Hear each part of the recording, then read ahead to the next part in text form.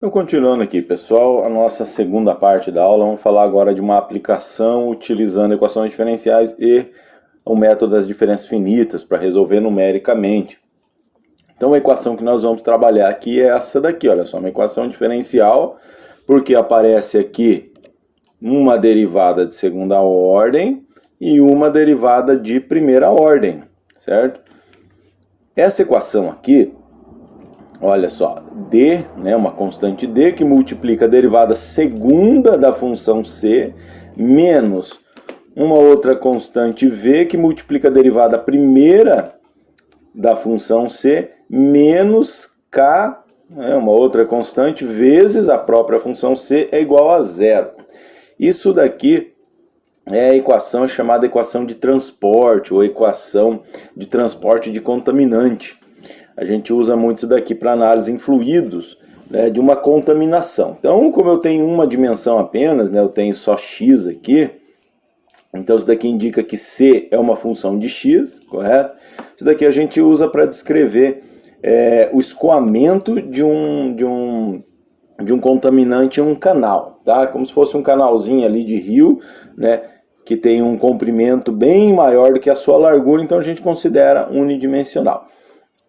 Uma variação dessa equação aqui, só para vocês terem uma ideia, uma variação dessa equação aqui, um modelo um pouco mais complexo, claro, que está sendo utilizado nas modelagens do coronavírus, tá? Quando fala lá aquela curva de achatamento, sai basicamente desse modelo aqui, tá? Então achei pertinente colocar isso daqui porque é um momento atual aí que nós estamos vivendo, né? Isso daqui vai mostrar exatamente isso, tá? Então, o vírus, né, o espalhamento do vírus, o que é? É como se fosse um contaminante, né, que está ali numa pessoa, e à medida que as pessoas, partículas, né, desse fluido, ou dessa multidão, começa a se interagir, né, esse vírus começa a espalhar, né, começa a contaminar, e aí é analisado com uma variação dessa equação aqui, desse modelo aqui, tá bom? Então, quando vocês verem lá falando de curva de achatamento, curva de pico, curva de contaminação, é basicamente a solução dessa equação diferencial aqui, tá? Interessante isso aí para vocês. Então, vamos lá. Então, vou considerar um canal de comprimento L, tá? Então, L é o comprimento do canal, tá? Pode ser qualquer valor. Nós vamos estabelecer um valor aqui de 2 metros, tá?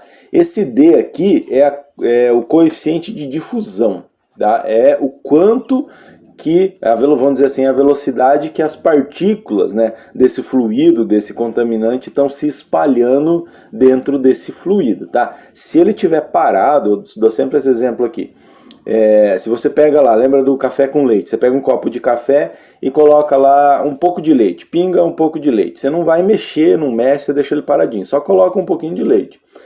Você percebe que esses dois fluidos eles se misturam, certo? Mesmo os dois fluidos estando parados. Isso daí é aquela mistura, aquela difusão molecular que é chamada, tá? E é esse coeficiente que vai dar essa velocidade. Então, essa parcela aqui faz essa parte. Esse V aqui é a velocidade do fluido. Se o café está paradinho lá, a velocidade é igual a zero, né? Então essa parcela aqui não tem, tá? Então, essa parcela aqui é a velocidade. No caso de um canal, de um rio, a gente tem a velocidade de escoamento do próprio canal. Se for um duto, se a gente estiver analisando o escoamento dentro de um tubo, uma tubulação, né, você tem aqui a velocidade de escoamento, tá? Então essa velocidade aqui também faz com que ocorra essa mistura, tá?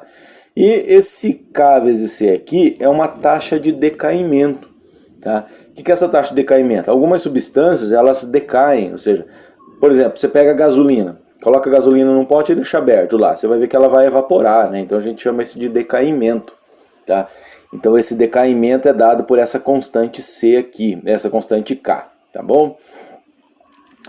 No caso de escoamento de matéria orgânica ou de poluição em rio, em geral essa constante aqui é zero. Tá? Esse K aqui, porque não tem decaimento, só tem transporte difusivo e o transporte de velocidade, que é chamado de transporte advectivo. Essa parcela aqui é zero. Então nós vamos considerar o seguinte, olha só, vou usar aqui ó, D 0.5, a velocidade 0.01, K igual a zero, e eu vou usar o ΔX aqui, ó, né, como eu falei, o canal tem 2 metros, eu vou usar o ΔX de 0,5 metros ou 50 centímetros, né, o espaçamento que eu vou utilizar.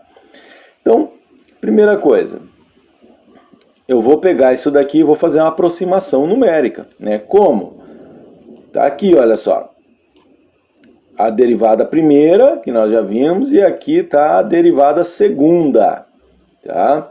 A derivada segunda está aqui, da função c, tá bom? Então, a função c de x aqui, e aqui a derivada primeira, e aqui a derivada segunda, tá? Então, eu vou pegar essa derivada segunda, substituir aqui, pego essa derivada primeira, substituo aqui, aqui dá zero, né? Então, a minha equação vai ficar aqui, deixa eu aumentar, vai ficar dessa forma aqui, ó, essa é a equação, tá? Então, d que multiplica a derivada segunda, menos v que multiplica a derivada primeira, igual a zero.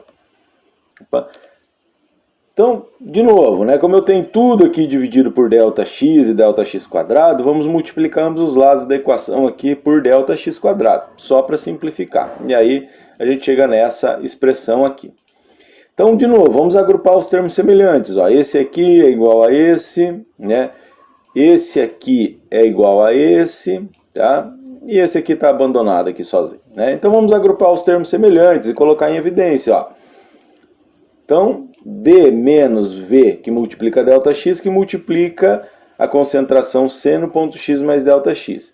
V, que multiplica ΔX menos 2D, que multiplica a concentração no ponto X. E D, multiplica C de x menos ΔX, tá? Então isso daqui, pessoal, é tudo matemática básica, né? Só multiplicar, colocar os termos comuns em evidência, tá bom? Então, de novo, para facilitar, vou chamar isso daqui de alfa, tá bom? Tá aqui. Vou chamar isso daqui de beta, tá? Então tá aqui. E é só isso, né? Então essa equação toda aqui eu consigo simplificar nessa forma aqui, tá bom? Ô, professor, você não vai isolar isso daqui? Nesse momento não, e eu já vou explicar o porquê, tá? Nesse caso aqui, foi dado o seguinte, foi dito que as condições no ponto inicial do canal, olha só, ponto inicial no canal, a concentração é de 12,5 miligramas por litro, tá? Então tem um lançamento de, vamos imaginar esgoto ali, naquele canal, naquele rio, de 12,5 miligramas por litro, tá? Então essa é a concentração que está sendo lançado continuamente. Imagina que você tem um tubo ali, né? E lança isso daí continuamente, tá? Não para de lançar, aquele esgoto é lançado ali, tá? Nessa água ali vai entrando água junto, né? Água do próprio rio, e vai misturando essa contaminação, tá? Então isso daqui a gente conhece. A concentração naquele ponto vale isso aqui, tá?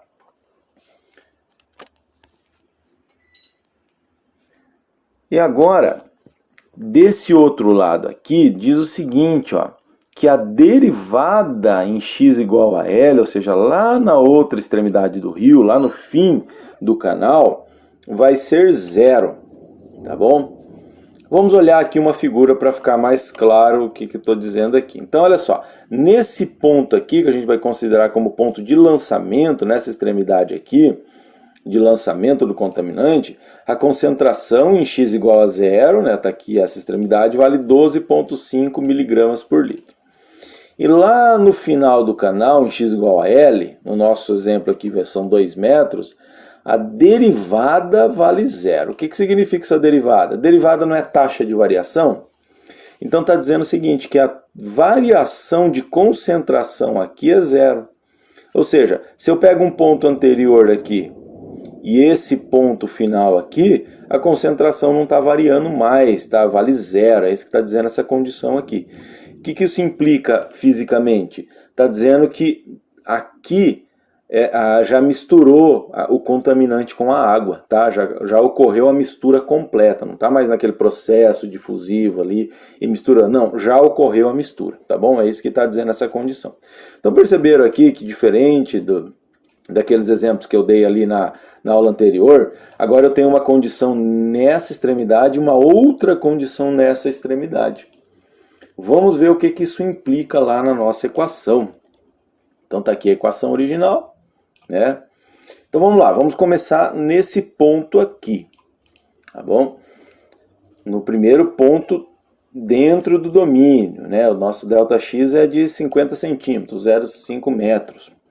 Tá? Então, substituindo aqui, eu vou ter, ó, C no ponto 1, a concentração no ponto 1, mais beta que multiplica a concentração no ponto 0,5, mais D que multiplica a concentração no ponto 0.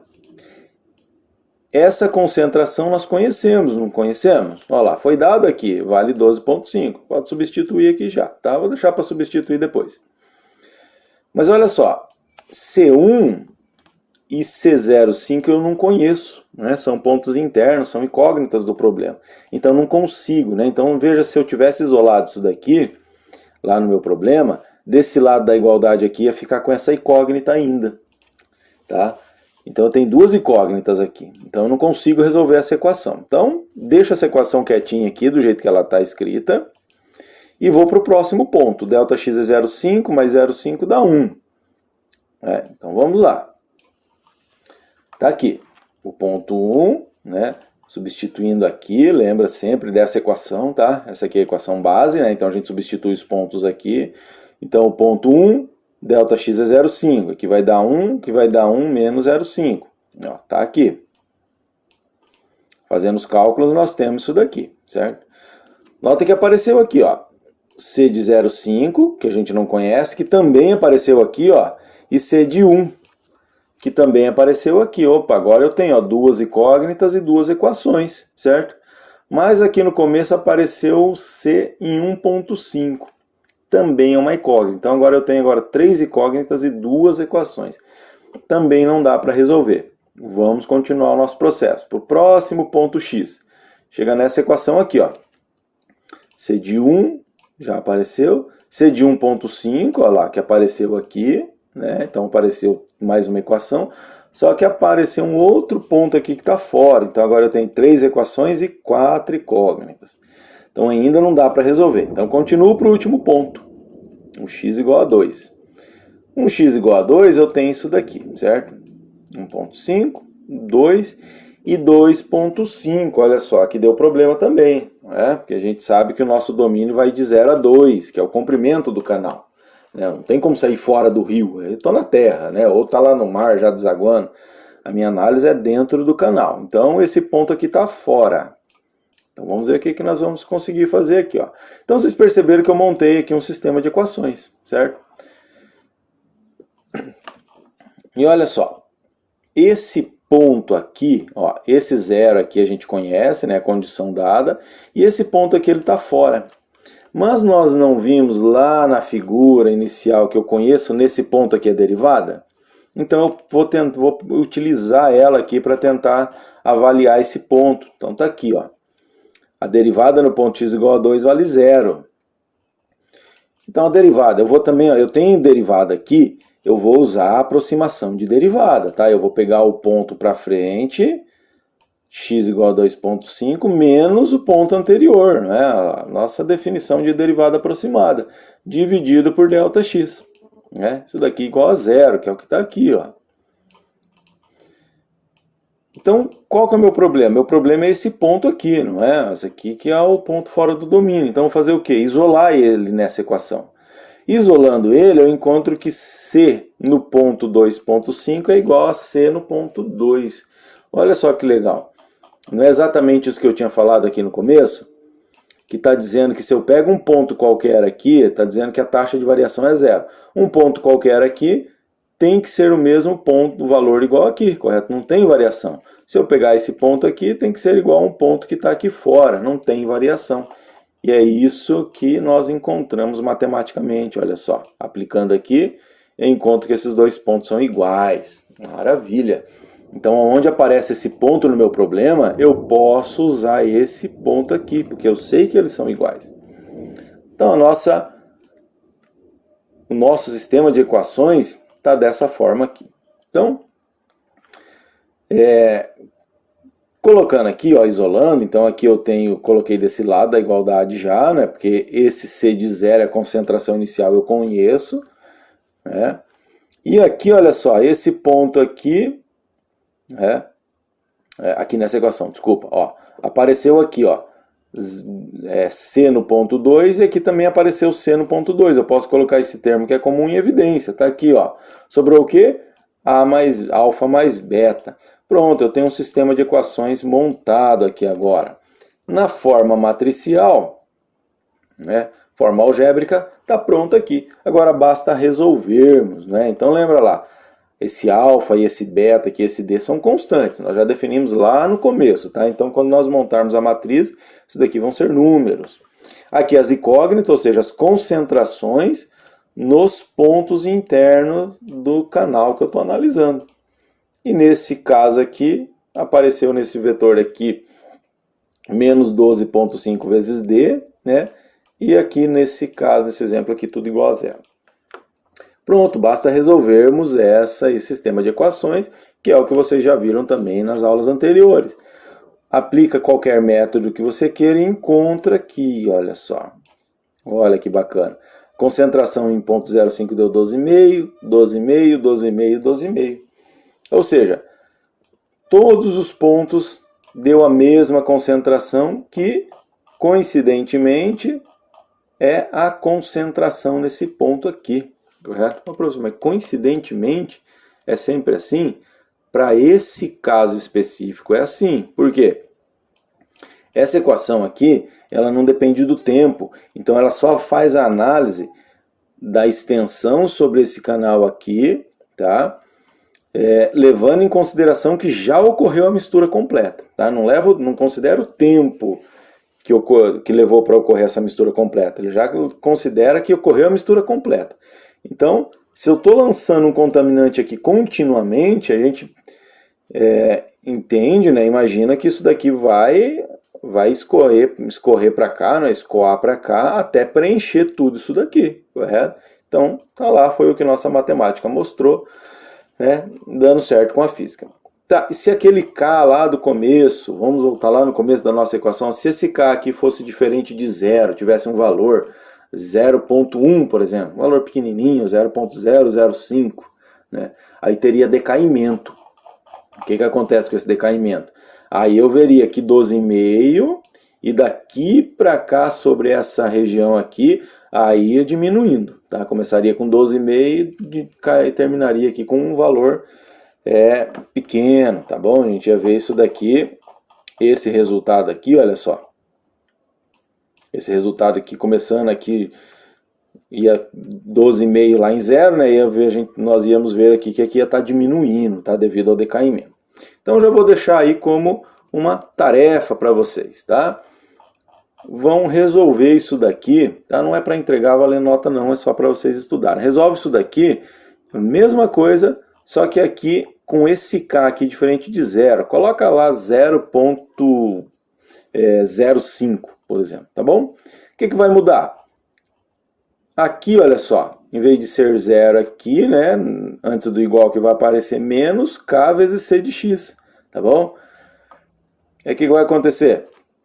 Aqui, olha só, nessa parcela C de X aqui, vai aparecer aqui um menos K, tá bom? Vai aparecer um termo de decaimento aqui, tá? Vai aparecer, então, mais essa parcelinha aqui. Então vai alterar pouca coisa, tá bom? Então vocês podem fazer isso daí.